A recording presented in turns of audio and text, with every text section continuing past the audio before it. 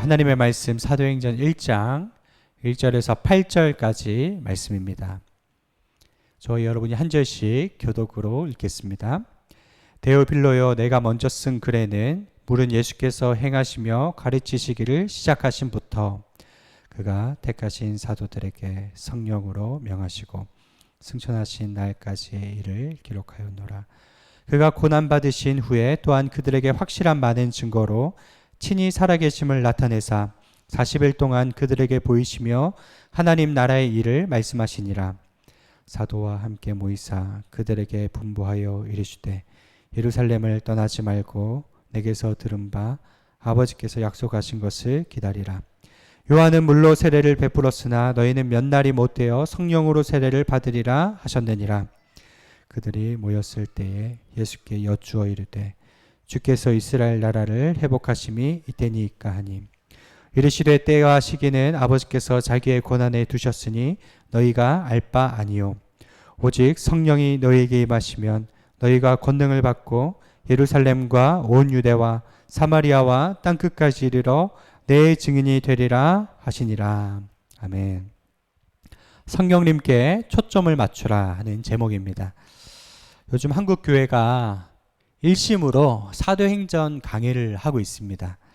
저희 교회도 이 사도행전에 열정이 뜨겁게 불타오르기를 소망하며 사도행전 말씀을 묵상하며 은혜 받기 원합니다.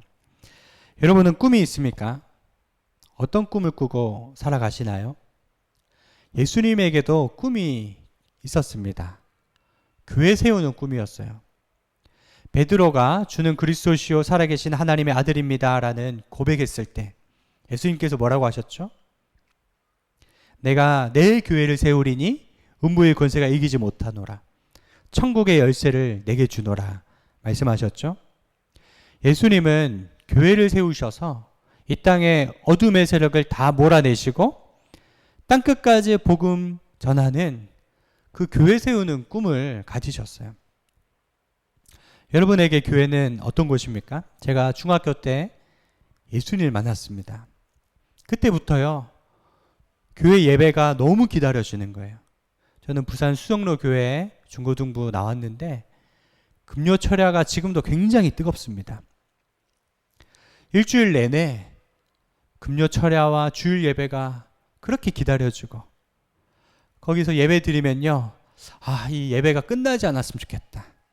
천국의 예배를 경험했던 것 같습니다. 그러면서 목회자로 이제 저 자신이 스스로 서원하면서 이제 뜨거운 예배, 하나님의 임재가 있는 교회 세우는 꿈을 꾸게 되었죠. 여러분, 세상에 많은 교회가 있는데 어떤 교회가 좋은 모델일까요? 예수님께서 최초의 순수한 교회 모델로 예루살렘 교회를 보여주셨어요. 우리는 그 예루살렘의 교회를 따라가야 된다는 것입니다. 오래된 새 교회라는 책이 있는데 거기 이런 이야기가 나옵니다. 어떤 주인이 먼 길을 가면서 성실한 주인에게 내가 지금 가니까 100개의 말발굽을 좀 만들어 놔라고 당부를 했습니다. 그리고 말발굽 하나를 주고 갔죠. 3일 후에 돌아와 보니까 이 성실한 종이 100개의 편자를 다 만들어 놓은 거예요. 막 입이 마르도록 칭찬하는 겁니다. 너 성실한 줄 알았지만 이렇게 성실한 줄은 몰랐다. 그런데 가만 보니까 다 모양이 다르더라는 겁니다. 물어봤대요. 어떻게 만들었냐고. 그 종이 하는 말이 주인이 준 첫 번째 편자를 보고 두 번째 거 만들고 두 번째 편자를 보고 세 번째 거 만들고 세 번째 거 보고 네 번째 거를 만들고 그렇게 만들어 나가다 보니까 완전 나중에 갈면 갈수록 다른 말발굽이 만들어졌다는 겁니다. 이 주인이 땅을 치며 한탄하며 이 사람아, 그렇게 만드는 사람이 어디 있느냐고. 첫 번째 것을 보고 두 번째 거 만들고 첫 번째 거 보고 세 번째 거 만들고 이렇게 만들어야지. 기준이 있어야지. 왜 이렇게 만드느냐고. 그랬다는 이야기가 나와요. 교회도 마찬가지라는 겁니다. 대한민국에 6만 개의 교회가 있죠. 교단과 교파가 수백 개가 되죠. 우리 장로교만 해도요 100개가 넘는 교단이 있다는 거죠. 그래서 중국의 우리 지도자들이 한국 선교사님들에게 요청하기를 신학 가르쳐주고 교회 세워주고 전도해주는 건 좋습니다. 그런데 많은 교단과 교파를 만들지는 말아주세요. 우리는 고난받는 교회인데 교회가 분열되면 동력이 상실할 것 아닙니까? 부탁했다는 거죠. 지금 캄보디아 같은 경우는 통합과 합동 측 목사님들이 모여가지고 우리 교단 나누지 말고 장로회 하나로 갑시다. 감리교 하나로 갑시다. 그래서 그 딱 신학교가 2개 있잖아요. 여러분, 우리가 바라봐야 할 분은 예수님이시고 교회의 주인은 예수님이시고 우리가 세워야 할 교회의 초점은요, 다른 대형 교회가 아니라 초대교회, 예루살렘 교회의 모델인 줄로 믿습니다. 그래서 오늘 초대교회는 어떤 교회였는가? 2가지예요. 첫 번째, 여러분, 구원의 교회였어요. 복음적인 교회였고, 여러분, 사람들을 구원받게 하는 교회였다 하는 사실입니다. 우리 1절과 2절 말씀 같이 읽겠습니다. 시작. 데오빌로요, 내가 먼저 쓴 글에는 물은 예수께서 행하시며 가르치시기를 시작하신부터 그가 택하신 사도들에게 성령으로 명하시고 승천하신 날까지의 일을 기록하였노라. 이 사도의 행전의 저자는 누굽니까? 누가예요. 누가의 직업은 뭐죠? 의사입니다. 의사는 아주 디테일하고 섬세한 사람입니다. 그래서 다른 복음서들보다도 그 전에 쓴 책이 누가복음이잖아요. 아주 디테일하게 꼼꼼히 기록해놨죠. 누구에게 이 편지를 썼습니까? 데오빌로. 누가복음 1장에도 데오빌로 각하에게 자세한 일들을 써 보낸다라고 얘기를 했죠. 로마 시대의 높은 지위에 있는 데오빌로를 위해서 신앙을 이해시키고 믿음을 자라나게 하기 위해서 이 책을 쓴 겁니다. 구원의 책이에요. 디모데후서 3장 15절에서 17절 주보 안에 우리 함께 읽겠습니다. 시작. 또 어려서부터 성경을 알았나니 성경은 능히 너로 하여금 그리스도 예수 안에 있는 믿음으로 말미암아 구원에 이르는 지혜가 있게 하느니라. 모든 성경은 하나님의 감동으로 된 것으로 교훈과 책망과 바르게 함과 의로 교육하기에 유익하니 이는 하나님의 사람으로 온전하게 하며 모든 선한 일을 행할 능력을 갖추게 하려 함이니라. 세상에 많은 베스트셀러가 있지만 최고로 많이 팔린 책이 성경이잖아요. 여러분, 이 성경책은 최고의 선물인 줄 믿습니다. 땅끝에 가도, 저 달나라 가도 성경책 하나만 가지고 가면 외롭지 않아요. 여러분, 3절 말씀, 사도행전 1장 3절 시작. 그가 고난받으신 후에 또한 그들에게 확실한 많은 증거로 친히 살아계심을 나타내사 40일 동안 그들에게 보이시며 하나님 나라의 일을 말씀하시니라. 예수님이 부활하신 후에 이 땅에 며칠 계셨다고요?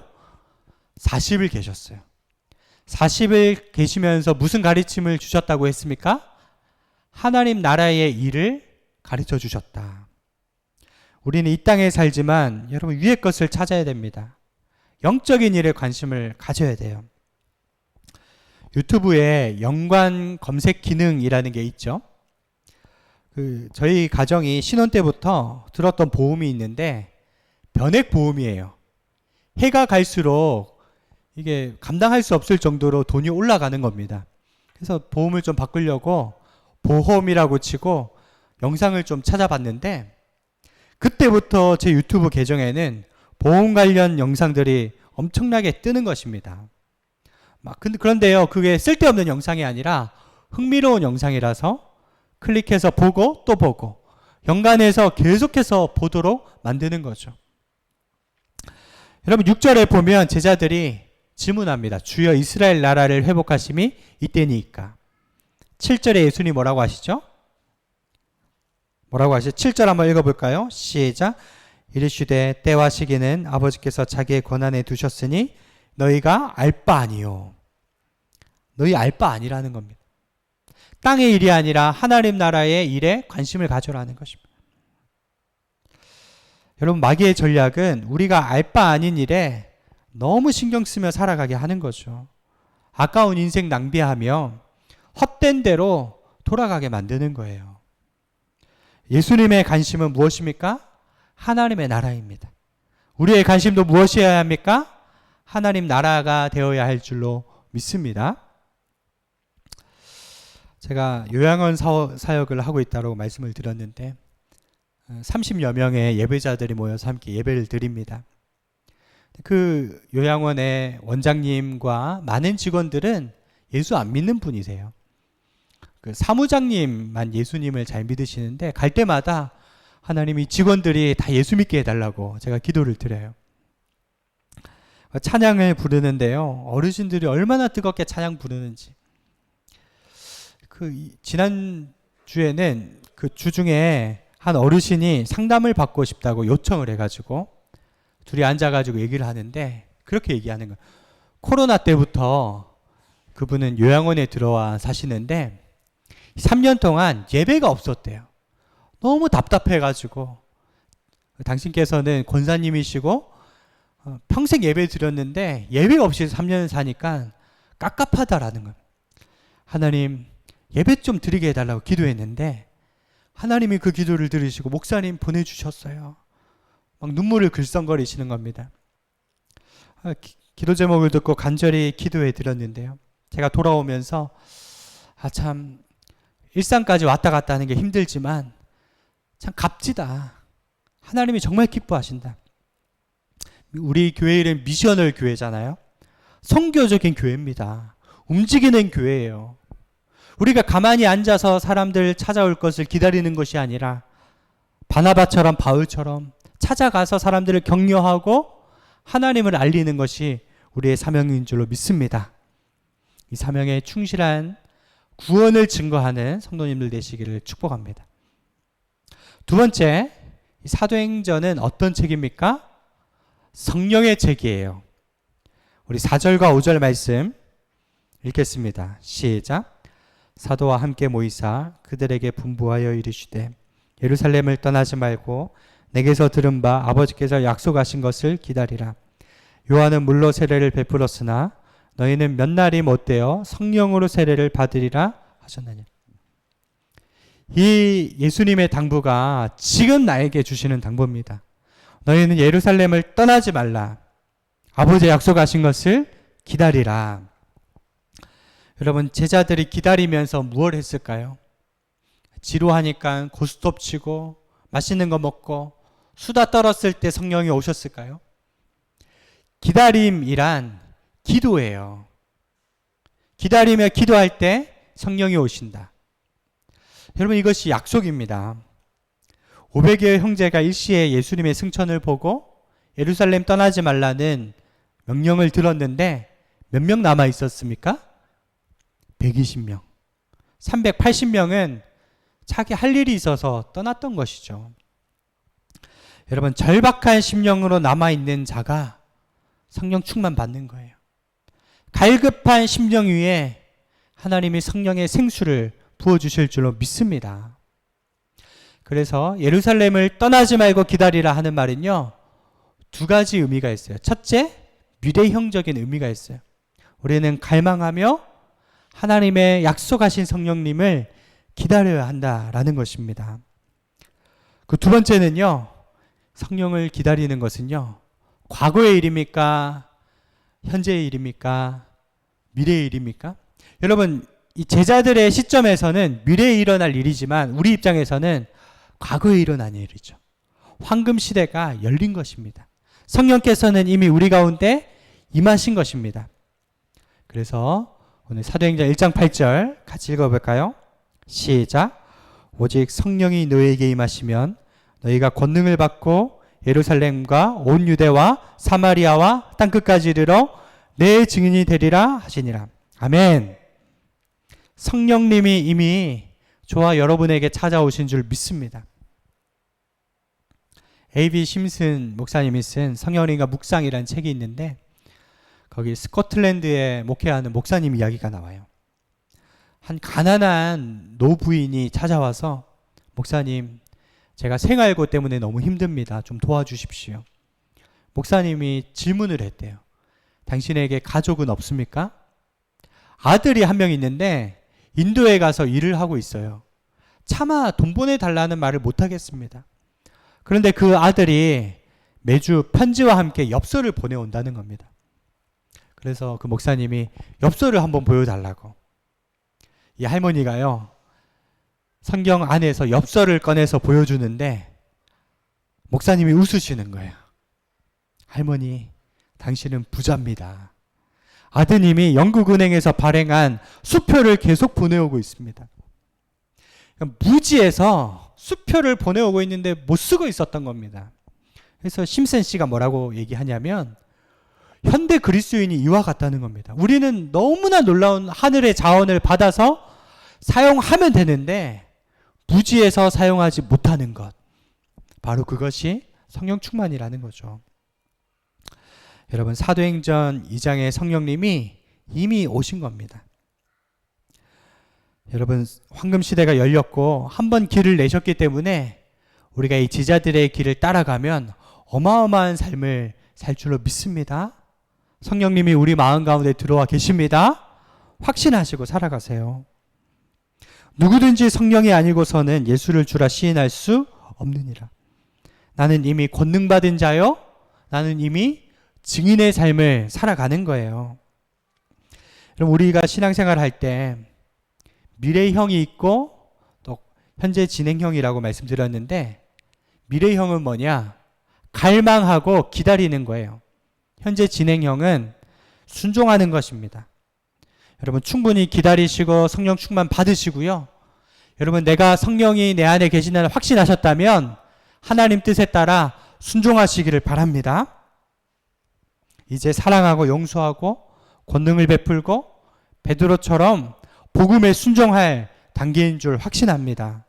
여러분은 그냥 양의 정체성이 아니라 복음의 군사의 정체성으로 이제 어두운 세상을 향해서 나아가야 된다는 거예요. 우리 주변에 청년들, 노인들 홀로 고립되어서 고독사하는 사람이 그렇게 많다는 거죠. 그들을 찾아가라. 기도해주고 빛으로 이끌어내라. 여러분, 이것이 저희 교회 사명입니다. 나는 성령 받을 사람이 아니라 이미 성령 받은 사람으로서 온 세상 위하여 나 복음 전하리. 빛의 사자들이 어서 가서 어둠을 물리치고 복음을 증거하라. 여러분, 그러한 사명에 충실하시길 바랍니다. 제가 신학교 때부터 가장 좋아했던 찬송이 있어요. 부름받아 나서니 몸 어디든지 가오리다. 그 2절 가사에 보면 알골골짝 빈들에도 복음 들고 찾아가서 종의 몸에 지는 것도 아낌없이 드리리다. 이 찬양을 늘 부르면 권사님이 질문을 했어요. 알골골짝 갈 수 있어? 네, 갈 수 있습니다. 눈물을 그렇게 흘리면서 서운하는 마음으로 불렀습니다. 근데요, 부목사 사역을 하는데 이 찬양을 선곡하려고 하니까 주변에서 만류하더라고요. 십자가의 길, 순교자의 삶, 이런 찬양 선곡하니까 담임 목사님이 불러가지고 너무 부담스러우니까 성도들에게 부담 주지 말라, 이런 얘기도 들었습니다. 여러분, 우리가 그러한 마음으로 살아가지 않습니까? 알골골짝 빈들에도 갈 수 있겠느냐. 아멘. 주님, 제가 가겠습니다. 제 힘으로 할 수 없어요. 주님의 힘으로 나가겠습니다. 여러분, 그러한 결단으로 사시기를 바랍니다. 이미 나에게 능력을 주셨고, 그럼 주변에 병든 자가 있느냐? 예수님의 이름으로 기도하라. 저들은 낫게 될 것이라고 야고보서에 약속하셨죠. 이 말씀대로 순종하시고 말씀대로 용서하시고 말씀대로 사랑하실 때 내가 살 수 없는 삶을 성령님께서 살아가게 하실 줄로 믿습니다. 내 너를 위해 십자가의 모든 고통도 당하였건만 너 나를 위해서 무엇을 줄 수 있느냐? 하나님이 구하시는 것은 천전의 순양, 만만의 강물의 그 기름이 아니라 하나님, 진실한 찬양과 진실한 마음의 예배인 줄로 믿습니다.